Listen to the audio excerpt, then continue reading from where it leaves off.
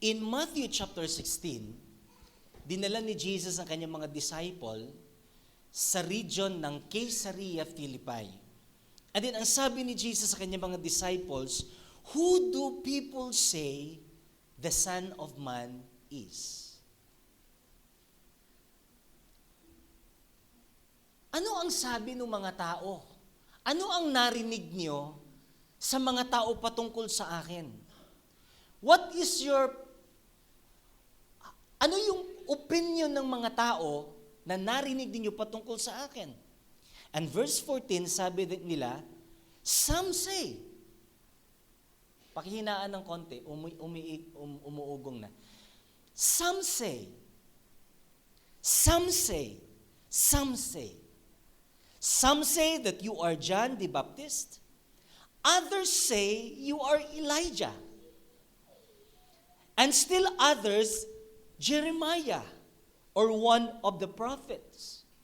So marami silang napakinggan patungkol kay Jesus. Tanungin mo daw yung katabi mo, ano ang narinig mo patungkol kay Jesus? Kasi kahit hindi Kristiyano, may napakinggan yan patungkol kay Jesus. Kahit yung mga nagkalat nating kapitbahay dyan, they knew something about Jesus. My question is, and the same question with Jesus was this, what about you? Who do you say I am? Sabi nila, ikaw daw ay propeta, ikaw daw ay teacher, ikaw daw si Jeremiah, ikaw daw si Elijah. Sabi ni Jesus, well, I don't care about what people say about me. What I care is, how do you say about me? Who I am to you? That's the real question. Bakit importante ito? Sapagkat katulad ng aking kwento kanina, your personal knowledge about Jesus will determine the depth of your relationship with the Lord. Kung ang lalim ng pagkakakilala natin sa Panginoon ay mala-Elijah lang, katulad ng sinabi ng mga tao, prophet lang, katulad ng mga narinig natin patungkol sa tao. In other words, we have this what we call second-hand knowledge about Jesus. Meron ting second-hand revelation about Jesus. What I'm teaching you every Sunday is second-hand revelation. Nung ma-receive ko yan sa Panginoon, that is my personal first-hand revelation coming from the Lord. Sinalo ko yan direkta sa Panginoon.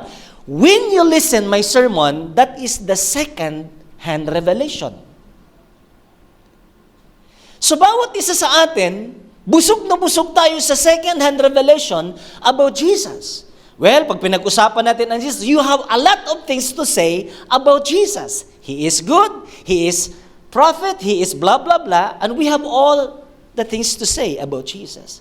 But Jesus is not so concerned about what you know about Him according to the opinion of others.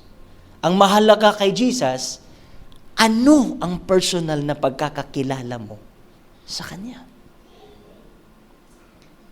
Because your personal knowledge about Him, your personal intimacy with the Lord will determine the depth and the quality of your relationship with Him. At magre-reflect sa ating commitment sa Panginoon. And then verse 16, sabi ni Simon, you are the Messiah. Sa Greek, ang pagkasabi doon, you are the promised Messiah. Or sa English, you are the Christ. Christ means Messiah. Na ang ibig sabihin ng Christ or Messiah is Savior. You are the Savior and you are God.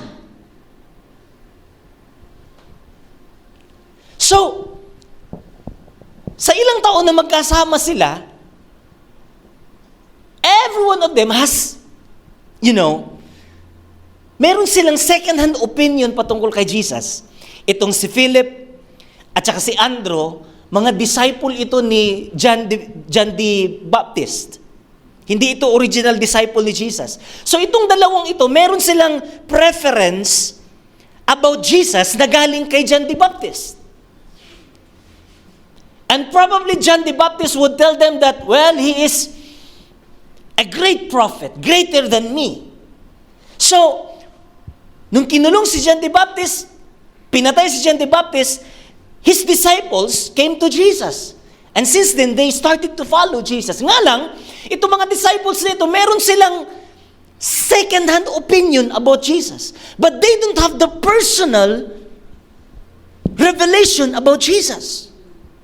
So magkakasama sila, ang alam lang nila, he is a great rabbi. He is a great teacher. He is a good friend. He is a prophet. He is healer. He is a miracle working man. But they don't have the personal revelation of who Jesus is. So when he asked Peter, who do you say I am?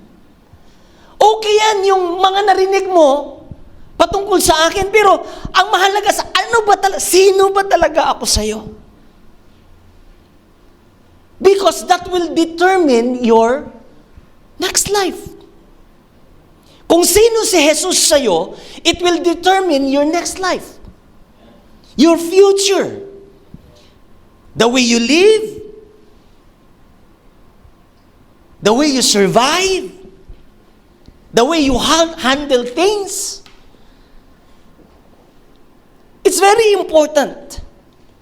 So, sabi ni Simon, you are the Messiah, the Son of the living God. Among the 12, isa lang sumagot nang galing sa Diyos. Sabi sa verse 17, and then Jesus replied, blessed are you, Simon, son of Jonah, for this was not revealed to you by flesh and blood. So ang kapahayagan na ito, mapalad ka. Pero itong kapahayagan patungkol sa akin, itong revelation na ito, hindi ito galing sa ibang tao, hindi ito second-hand opinion. This is a first-hand opinion, but this opinion coming from the Father. And you are blessed to receive such revelation. But my Father in heaven, verse 18, and I tell you that you are Peter. Clarify ko ng konti ito. Yung word na Peter, sa Greek, that is Petros. Na ang Petros, ibig sabihin, little stone. Alright? Linawin ko ng konti ito kasi meron tayong misunderstanding sa passage na ito, lalong-lalo na sa ibang mga grupo. Ang sabi ng ibang grupo, na si Pedro ang unang papa sapagkat siya sa kanya itinayo ang iglesia. Hindi po. Sabi dito, blessed are you, Simon, son of Jonah, for this was not revealed to you by flesh and blood, but by my Father in heaven. And I tell you that you are little stone. You are little stone. Siya na naka-receive ng revelation. Ikaw, Peter, little stone. You are little stone. And on this, Petra. You see the difference? Peter means Petros. And rock right there is Petra. Petra is bedrock. Wala tayong masyadong bedrock dito sa atin, pero if you are in some desert part in Arab country, makikita mo yung mga bedrock kung saan doon nila itinayo yung mga building matataas. Malalaking bato po ito, matitibay na bato. So sabi ni Jesus, you small stones, si Peter yun. Pero, ang tinutukoy ni Jesus, on this rock, it could be Him, He is the rock of all ages, and it could also be referring to the revelation that He received from the Father. The first-hand revelation was the bedrock that Jesus was referring to. That revelation about me as the promised Messiah, as the Savior and the God the Son of God, that bedrock revelation, from that bedrock revelation, sabi ni Jesus, I will build my church. Naisilang ang simbahan mula sa konsepto or sa revelation na nagsasabing si Jesus, anak ng Diyos, ang tagapagligtas. Without that revelation, apart from that revelation, there is no church. Are you following? Para bagang ganito.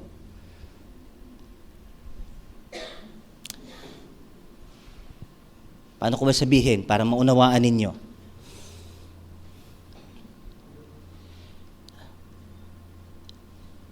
I'm a fan of, Marvel movies.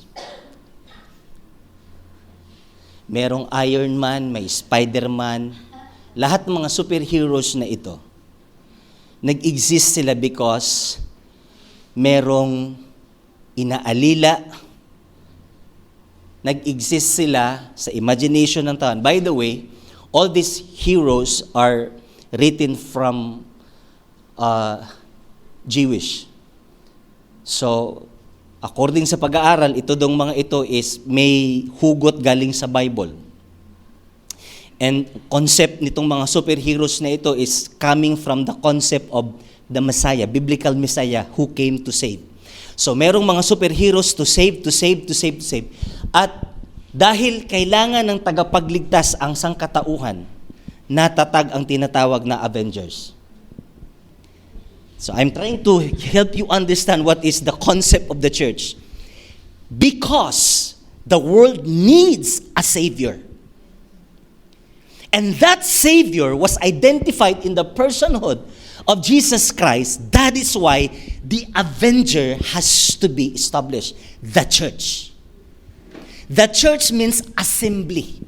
So sabi ni Jesus, from that revelation that I am the Savior, and because there is a Savior, there are people that needs salvation. And from that revelation, na I would say, I will build my Avengers. My church, my assembly. And ang sabi ni Jesus, and the gates of Hades, kahit ang pintuan ng impyerno ay hindi mananaig sa aking itinatatag na iglesia. Palakpakan po natin ang Panginoon. So, tuloy ko lang. Sabi niya, and the gates of Hades will not overcome it. And I will give you the keys. Sabi natin lahat, keys.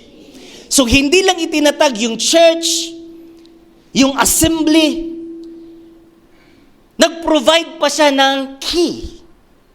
At ang key na ito, ang mga susi na ito ay pinaubaya niya sa iglesia. Whatever you bind on earth will be bound in heaven, and whatever you lose on earth will be loose in heaven. And then he ordered his disciples not to tell anyone that he was the Messiah. Listen to this. Because hindi pa panahon. Hindi pa time. Marami pa siyang gagawin. Hindi pa dapat siyang mamatay kaagad. That is why he restricted his disciples not to tell anyone. You see? The context of this passage is all about who Jesus is. Yung bandang dulo sinabi that he was the Messiah. Huwag niyo munang pagsabi. Pero naka-jackpot yung disciples. Sila ang first hand na naka-receive ng revelation that Jesus was the Messiah. And it's all about knowing Him intimately. So my friend, why knowing Jesus intimately? In a personal level is very important to us. Why we must have a personal revelation of who He is in our lives and not just on the opinion of others. Yun bang second-hand revelation lagi? Let me tell you two reasons why knowing Jesus intimately is very important. Number one, because it gives birth to something solid and lasting. What I'm trying to say, bakit mahalaga ito? na makilala natin siya in a personal level, not on the opinion level of others, but on a personal level, because knowing Him intimately is our foundation. Foundation. Makinig kayong mabuti. Sabi niya, and I tell you, Peter, that on this rock, I will build my church. The foundation of the church is not Santo Papa, is not Peter. Hindi po si Pedro ang pundasyon ng simbahan. As, the other religions would say. Hindi po si Peter. Alam niyo kung bakit? Just the same chapter lang, chapter 16. Pagbasa mo sa bandang baba, nagbago na naman si Pedro. Sabi ni Jesus, I have to go to Jerusalem at ito ang mangyayari sa akin. Anong sabi ni Pedro? Ay, hindi po pwede, Panginoon. Hindi ako papayag na mangyari sa iyo. Tapos anong sabi ni Jesus sa kanya? Satanas, sagabal ka sa plano ng Diyos. Kung si Pedro ang foundation ng simbahan, makikita natin kung paano pagewang-gewang si Pedro.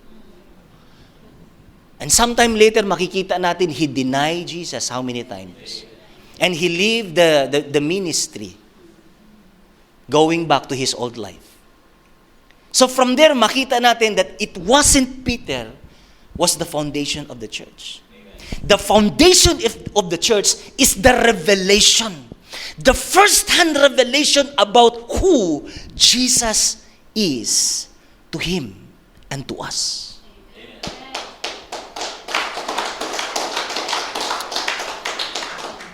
I pray that this message will sink in sa ating mga puso. Because I've been a Christian all my life at nakita ko maraming mga Kristiyanong pumasok sa simbahan, naglilingkod sa Diyos, and just a matter of time makikita mo wala na sa Panginoon. And it has been a huge question to me. Sabi ko, bakit ganon? Worship leader na, yung iba nagpastor na, yung iba mga life guide na. But how come, in just a matter of time, hindi mo na makikita sa church? Nagbabackslide, tumalikod sa Panginoon. Yung iba pa nga, lumipat na naman lahat na ng relihiyon, sinubukan na eh. And here's the problem. Ito nakita ko. They don't have a personal revelation of who Jesus was to them. Kaya walang foundation eh. Kasi itong revelation na ito, it gives us a foundation. Foundational ito eh. Hindi ka pwedeng magtayo ng second floor na walang paghuhukay sa ilalim. Kaya mas malalim ang pagkakakilala mo kay Jesus, mas malalim ang iyong pundasyon. Mas malawak ang iyong pagkakakilala sa Diyos, mas malawak ang iyong pundasyon. At kahit anong mangyari, hindi ka matitibag. Because you are founded in the right revelation of our Lord Jesus Christ. So He is not only a Savior, but He was the Messiah. Kapag nasa Judaism culture kasi kayo, hindi lang masyadong pinag-uusapan dito yung Savior. Kasi sa Bible, kahit si Joshua, the name Joshua means Savior. There's a lot of Savior in their times. Yung mga Bible characters natin, mga Savior sila, ginamit ng Panginoon. Pero yung tawaging promised Messiah, it's a different story. But only Peter and the disciples with him received those revelation. So it is our foundation. The moment na receive nila na si Jesus, hindi lang propeta, kundi He was the promised Messiah, it gives birth to something solid and lasting. Kaya buhat nung itinatag ni Jesus ang simbahan, solid po yun. At hanggang ngayon, nananatili. Solid and lasting. Let me give you example. Si Gautama Buddha, around 563 to 483 BC, iniwan niya yung kanyang pamilya in search for enlightenment. At sabi naman niya, na-enlighten naman daw siya. Nakita daw niya yung kaliwanagan sa buhay as he was meditating under the boo tree. And then since then, something solid and lasting was born. Na ipanganak ang Buddhism. So until now, merong Buddhism. Hindi siya biblical, hindi tama ang kanilang paniniwala, pero umabot siya sa lalim ng kanyang panguunawa. Nagkaroon siya ng first-hand revelation about such things, and since then, it became something solid and lasting. It became a foundation of the Buddhist community. In 570 AD, si Muhammad, Prophet Muhammad, according to the Muslim brothers, he was an Arabian trader. He flight to Mecca, at pagdating doon, naging turning point po ito ng kanyang pagsunod sa Panginoon. At nakareceive siya ng, sabi niya, nakatanggap siya ng revelation from God. At doon na ipanganak ang Islamic. Dinala ko kayo sa mga kwento na ito kasi hindi sila Christians, pero nakareceive ng revelation. Sabi nila, tumatak sa kanila, naging pundasyon ang kanilang natanggap, ang kanilang nakita or whatsoever, and because of that, it gives birth to something solid and lasting. Hanggang ngayon, may mga Buddhist. Hanggang ngayon, may mga Muslim. Yung part na yan, walang pagkakaiba. Walang pinagkaiba sa sinasabi ni Jesus. The day His disciples received that first revelation, Jesus gave birth to something solid and lasting. And that is the church of our Lord Jesus Christ. We are the church.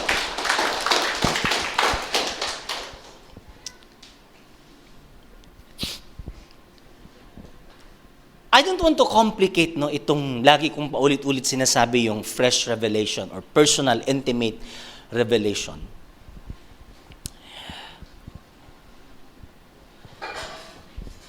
Kung meron sa atin ditong mga married na, halimbawa na lang, itago na lang natin sa pangalang Brother Mike. Si Brother Mike, di tayo pero ng kwento, pero may mga kwento na, bakit kaya si Ate Inday, pinakasalan niya si Brother Mike? Meron pa namang iba dyan. Bulag ba siya? May mga ganyan tayo, di ba? Mga kwento. Sa daming mga magagandang lalaki dyan, bakit si Chari pa yung pinili ni Maiden? Meron namang iba. May mga ganyan Tapos yung mga biyanan, di ko gusto, di ko type yan. Pero, pinakasalan pa rin. Bakit? Kasi, iba yung nakikita natin sa nakikita niya. Meron siyang personal revelation sa tao na yan. Meron siyang intimate knowledge sa tao na yan, na kahit ano pa ang opinion sa labas, wapaks.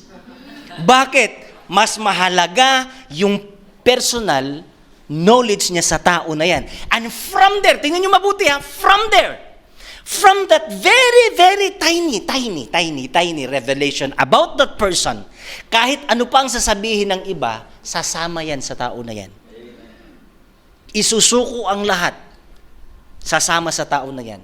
Everything comes from a tiny revelation of that personal and intimate revelation of that person.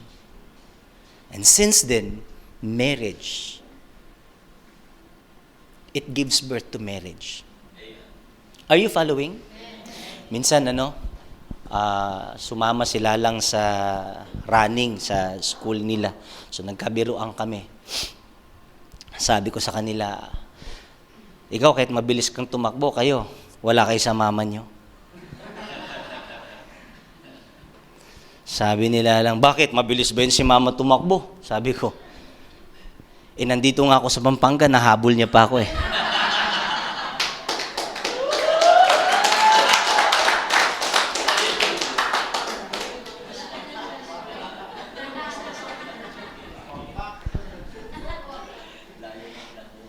Meron tayong kanya-kanyang opinion about the person. Pero yung babae o kayo yung lalaki, pakakasalan niya yung tao na yan, not because of the opinion of others, but because of his personal revelation about that person. And that becomes a foundation of their marriage. Are you following? And the same thing with our relationship with our Lord Jesus Christ. Kapag ang ating knowledge lang patungkol sa Jesus, well, mabuting Diyos siya, mabait siya, oo, mapagpatawad siya, oo. Maniwala kayo sa akin, hindi ka magtatagal sa Kristyanismo. Because Christian life is war. When you join Christianity, you are at war with the demonic forces. Masasyak ka. Kasi akala mo, pag nag-Christian ka, masarap ang buhay. Yes, masarap ang buhay. But I'm telling you, you are at war.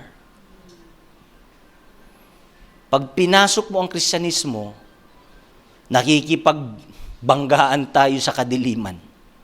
At ang kadiliman, hindi sila gi-give up ng ganun na lang.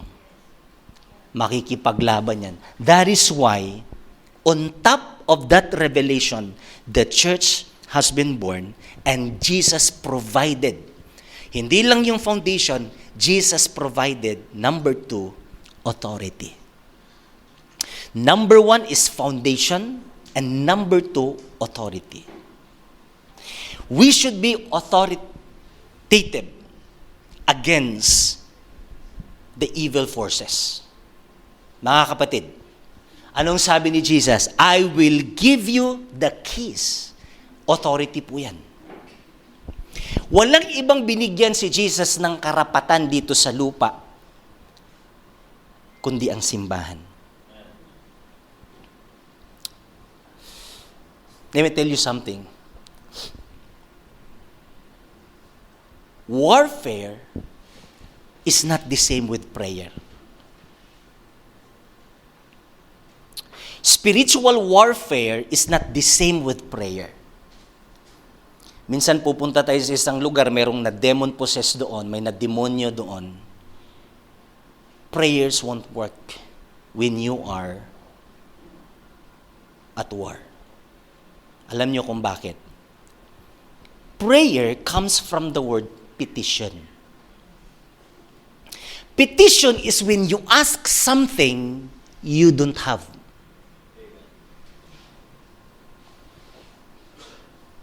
So, kapag may na-demon possess, or kapag nakita mo something that is may stronghold sa pamilya, merong unforgiveness sa pamilya, merong disobedience sa pamilya, don't ask for obedience. Do not pray. Because ang kailangan dyan, warfare. At sa warfare, you don't ask for, Lord, bigyan mo ako. It's already been given. Amen. During sa warfare, you cannot ask what was already given. So ang sabi ng Panginoon, I have given you the keys of the kingdom. That is authority. At ang sabi niya, whatever you bind on earth will be bound in heaven. So kapag merong mga evil forces, alright? May mga nagpaparamdam na mga kademonyuhan sa buhay mo, sa pamilya mo, sa marriage mo, sa ministry mo, hindi lahat dinadaan sa prayer. May mga bagay kailangang idaan mo sa warfare. Warfare is very simple. Warfare is like batas. Once you have the law, once you are ikaw ang may-ari ng property na yan, may titulo ka, ikaw ang may-ari ng property na yan, tapos may settlers, pumasok, nagtayo ng bahay, nanong gawan me? Lord, paalisin mo sila, Panginoon. Prayers won't work. Because you already have the title. You already have everything. What you need is warfare. Itaboy mo. And that is why the Bible says, rebuke, bind it, loose it. At nangyayari po yan during our warfare. Spiritual warfare. So kung nakikita ninyo, something is wrong with your family, something is bothering you in your, in your Christian walk with the Lord, warfare ang kailangan yan. And it's a great reminder that we are at war. Ganun pa man, binigyan tayo ng Diyos ng kapangyarihan. He has given us the key of the kingdom of heaven. That whatsoever you bind on earth will be bound in heaven. Amen? Amen. Did you learn something today? Amen. Palakpakan po natin ang Panginoon. Unless a Christian catches this personal revelation of who Jesus is, that person will never be a real church. Ang church, mga kapatid, hindi building. Church means assembly, sabi ni Jesus. Assembly, a group of people. At sa konsepto ng church, 400 years before Jesus Christ, the church was already used. The term church was already used. At pag sinabi nilang church, immediately nasa isip nila mga elite people, mga warriors po yan. Nakikipagdigma po yan. Ang isang church, katumbas po yan, pumapatay po yan ng 100,000, 1,000. Kaya kapag gustong i-conquer yung Pilipinas, ang population ng Pilipinas, halimbawa, 100 million, magpapadala lang yan ng 10 million. Tapos ng laban. Because they were elite warriors and soldiers. So mga kapatid, being a church, hindi po yan ordinaryo. Kaya napaka-importante ang matanggap natin, makamtan natin ang kapahayagan patungkol kay Jesus bilang tagapagligtas, the promised Messiah. Hindi lang yung dahil narinig natin sa iba, but there must be a deep conviction, knowledge, revelation about who Jesus is in your life. I-check natin, baka yung mga anak natin, nakiki-Christian lang yan dahil sa atin. Pag wala na tayo, baka hindi na rin Christian yan. Yung asawa mo, i-check natin. Kapatid, i-check natin. Baka nakiki-Christian lang yan. But let us make sure that they have received this personal revelation. So kanina, nabanggit ko sa inyo, ang personal revelation sa tao, walang pinagkaiba sa relasyon ng isang mag-asawa. Siraan mo pa yung girlfriend niya or boyfriend niya. Because he has that personal revelation about the person. Mananatili, lalo lang silang titibay. Ganon din ang Kristiyano. Siraan ka man ng siraan. Bagyuhin ka man ng bagyuhin, i-discourage ka man ng ibang grupo. But if you have personal revelation, especially yung personal experience with our Lord Jesus Christ, wow, hindi ka matitinag. Lalo lang hihigpit, lalo lang titibay ang pagka-Kristiyano mo sa mata ng Panginoon. Hallelujah. Palakpakan natin ang Diyos. Dalawang bagay ang gusto kong baunin natin ngayong umaga. The importance of knowing Jesus on a personal level. Take note ha, on a personal level. Not on the opinion level, but personal level. Bago ako magtapos, let me ask you this question.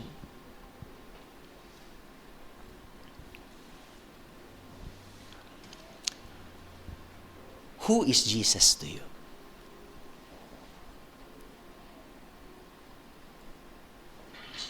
Simple but very deep. Sino nga ba si Jesus sa'yo?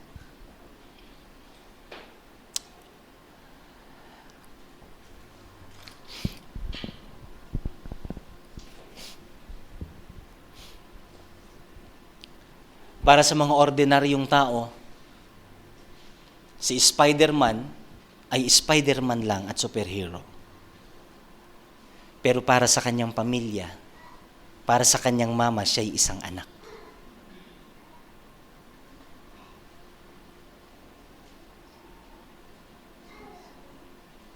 Meron tayong iba't ibang pagkakakilala kay Jesus. But I pray that you will receive the personal revelation of who Jesus is in your life. Paano natin ito makamtan? Go back to your Bible. Read your Bible. Pray. Join the life group. Doon tayo lalago. Doon tayo lalong makakakilala sa Panginoon. There are few benefits when we come to know the Lord Jesus Christ. It gives us a very solid foundation. And number 2, authority. Before I close, I want to read to you Matthew chapter 7, verse 24 to 27. Therefore, anyone who hears these words of mine and puts them into practice is like a wise man who built his house on the rock. The rain came down, the streams rose, and the winds blew and beat against that house. Yet it did not fall. Yet it did not fall. Because it had its foundation on the bedrock, the solid rock. But everyone who hears these words of mine and does not put them into practice is like a foolish man who built his house on sand. The rain came down, the streams rose, the winds blew, and beat against that house, and it filled with a great crash.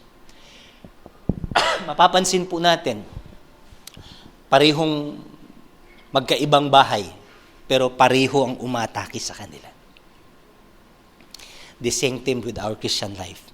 Kristiyano o hindi, parehong bagyo ang aatake sa atin. Parehong baha ang aatake sa atin. Parehong lindol ang aatake sa atin. Parehong hangin ang babayo sa atin. Pero sino yung nananatili? Nananatili yung merong personal revelation of who Jesus is. Tayo pong lahat ay tumayo.